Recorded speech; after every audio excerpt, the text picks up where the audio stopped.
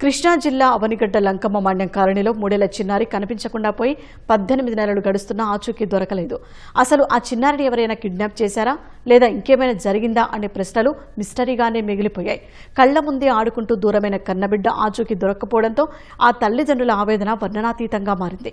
తమ బిడ్డ ఎప్పటికైనా తిరిగి వస్తుందనే ఆశతో గుండెకోత అనుభవిస్తూ ఇప్పటికీ ఎదురు చూస్తూనే ఉన్నారు. ఆవుల గోపి, కొండాలమ్మకు 4 పిల్లలు.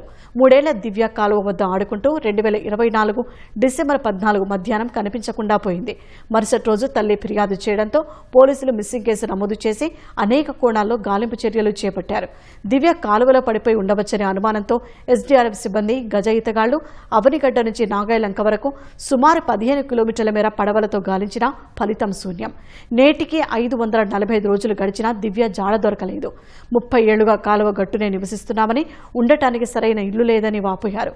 ఉన్న పిల్లలను కాపాడుకునేందుకు ప్రభుత్వమే తమకు న్యాయం చేయాలని విజ్ఞప్తి చేశారు. ఇటీవల కాకినాడ జిల్లా సిహెచ్ అగ్రహారంలో అదృశ్యమైన జ్ఞానేశ్వరి గురించి సోషల్ మీడియాలో చూసిన దివ్య తల్లిదండ్రులు కన్నీరు పెట్టుకున్నారు. తమ పాప జాడ కనిపెట్టాలని విజ్ఞప్తి చేశారు.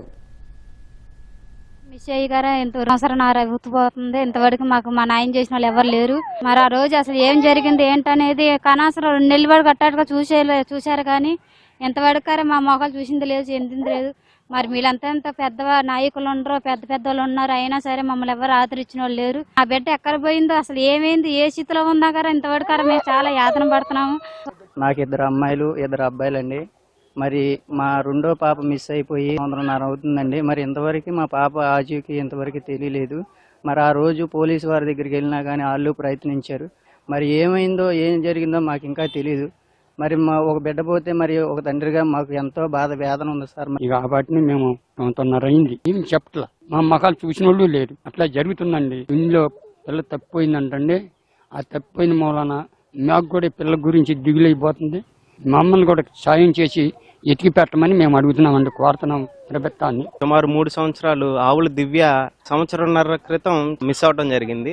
పోలీసులు ఒక 2 అడిషనల్ ఎస్పీలతో మరియు ఒక డిఎస్పీ, 2 సిఐలు, 4 ఎస్ఐల బృందం తీవ్రంగా గాలించడం జరిగింది. కానీ ఇప్పటి వరకు ఎలాంటి ట్రేసెస్ కానీ ఏమీ చూడలేదు.